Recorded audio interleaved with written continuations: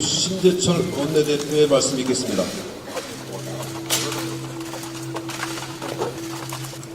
울산시장 선거 공작의 몸통이 문재인 대통령일 것이다라는 의심이 점점 커지고 있습니다. 최근 송병기 울산부시장의 업무 일지에서 VIP가 임동호, 임동욱은 용서하지 못할 자들이라고 적힌 메모가 발견된 것으로 알려졌습니다.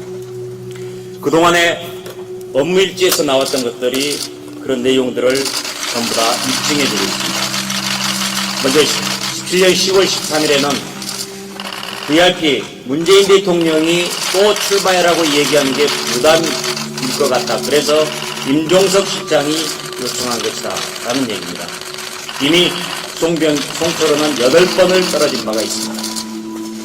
그리고 11월 초에는 임동호를 제거해서 송철호 체제로 정리한다 라는 것이 중앙당과 BH가 이렇게 하겠다라는 게 메모가 되어 있습니다.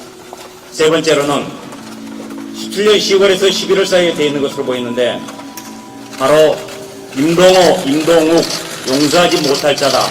누가? 당내 경선에서는 송철호가 임동호보다 훨씬 더 불리하다 라는 얘기들이 나옵니다. 바로 이러한 메모들, 업무일지 메모로 봐서는 문재인 대통령이 바로 그 몸통이다 라고 의심할 수밖에 없게 됩니다. 자, 중간에 이제 이 임동호, 임동욱 아까 얘기가 나왔지만요. 2016년 총선 때는 동생 임동욱이 출마했습니다. 그러자 송철호가 민주당을 탈당을 해서 무소속으로 나옵니다. 그 무소속으로 나와서 선거운동을 하고 바로 문재인 대통령이 송철호 당선은 나의 꿈이다 라고 얘기한 바로 이 사진이 그 사진입니다. 당시 민주당 소속이었던 문재인 대통령이 어떻게 무소속을 자당 후보가 있는데도 그걸 제끼고 타당을 지원합니까? 이건 말이 되지 않습니다.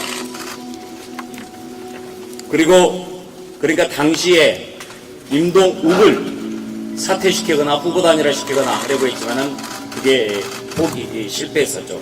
그러다가 2018년에 지방선거 때는 임동호를 이제 시장으로 당선시키기 위해 송철호를 시장으로 당선시키기 위해서 임동호를 주저앉혀라, 고배 총영사 주겠다, 그 다음에 공사 사장 자리를 주겠다라고 이런 얘기들이 바로 2018년 상황입니다. 거기다가 검찰 동원해서 표적 수사했던 것, 이런 것들 여러분들이 너무나 잘 아실 겁니다. 3.15 부정선거보다 더한 몹쓸 짓들의 전모 낱낱이 밝혀져야 됩니다. 그래서 저희들은 지금 3.15 부정선거를 연상하면서 이번 4.15 선거가 그 재판이 되는 것은 아니냐라고 대단히 우려하고 있는 것입니다. 깃털이 아닌 몸통을 밝혀내야 됩니다. 오늘 오전에 문희상 국회의장과 3당 원내대표들을 일단 만나겠습니다. 민주당이 국회법상 어떤 정당성도 갖지 못하는 좌파 유성정당 정파하고 짬짬이로 예산안을 날치기 처리했습니다. 이에 대해서 문희상 의장과 민주당이 도대체 어떻게 생각하는지 무슨 말을 하는지 들어보겠습니다. 국민들이 내막도 전혀 알 수 없는 예산안을 날치게 하고 그 법적 근거가 되는 예산 부수 법안들은 처리하지 않았습니다. 이 같은 비정상과 불법에 대해서 과연 이것이 잘못인지 잘못을 인정하는지 보겠습니다.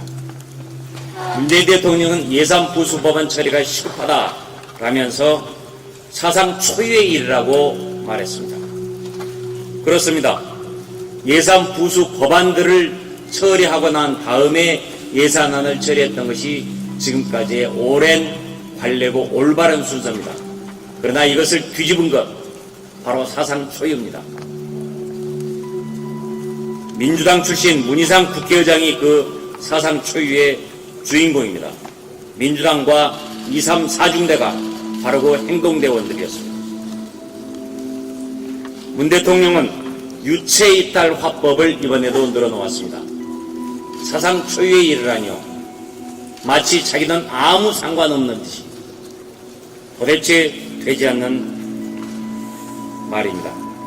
민주당과 문 의장은 국민한테 정중히 사과해야 합니다. 국민 세금을 도둑질한 데 대해서 용서를 구해야 합니다. 민주당과 문 의장이 진정국회를 정상화하고 제1야당과 협치를 하고 싶다면 사과와 재발 방지 약속을 해야 합니다. 그렇게 하면 우리가 관심 있는 민생 법안 목록들을 내놓고 오늘이라도 당장 처리하자고 할 겁니다. 우리들 게이트 조금 말씀드리겠습니다. 산업은행이 우리들 병원에 대해서 대출을 해주면서 SPC를 만듭니다. 유한회사 특수목적법인이죠. 그 SPC한테 1,400억 원을 대출을 해줍니다. 그리고 이 우리들 병원 이상원은 이 대출금으로 자기 채무를 갚습니다. 그런데 산업은행 관계자가 최근 저희 의원실에 찾아와서 얘기해 주는 것은 이상호 원장이 갚은 액수는 1,005억입니다. 그러면 395억이 지금 비는데 여기에서 이제 상환 수수료 등 여러 가지 비용이 36억에서 37억 정도 된다고 합니다. 그리고 이상호 원장이 신혜선 씨 재판에 증인으로 출석해서 부채 액수가 한 1,000억 정도다라고 얘기를 한 바 있습니다. 그러니까 부채 대출 변제 1,005억에다가 수수료 36,7억 합치면은 1,042억입니다. 그런데 1,042억을 대출 받으면서 곧바로 갚는 거죠. 대환 대출 범위를 훨씬 벗어난 1,400억을 대출을 해줬습니다. 왜 그렇게 많이 대출해줬는지 어마어마하게 많은 액수를 대출해준 이유가 밝혀져야 됩니다. 또한 이 SPC에다가 1,400억을 대출해 줬는데 이상호는 나중에 이 SPC에서 290억 원을 추가로 대출해 갑니다. 받아갑니다. 자기가 대출받은 돈을 SPC로 대출받은 돈을 SPC한테서 또 대출을 받아갑니다. 이런 이상한 행태를 벌이고 있습니다. 이 290억 원 어디로 갔는지 밝혀져야 됩니다. 그리고 또 당시 대출 자문을 받았던 김앤장한테 적게는 60억에서 많게는 100억이 지급됐다라고 우리들 병원 김수경 씨, 이상호의 전처입니다. 김수경 씨가 경찰서에서 진술한 바 있습니다. 그런데 산업은행은 김앤장한테 9천만 원만 줬다라고 얘기하고 있습니다.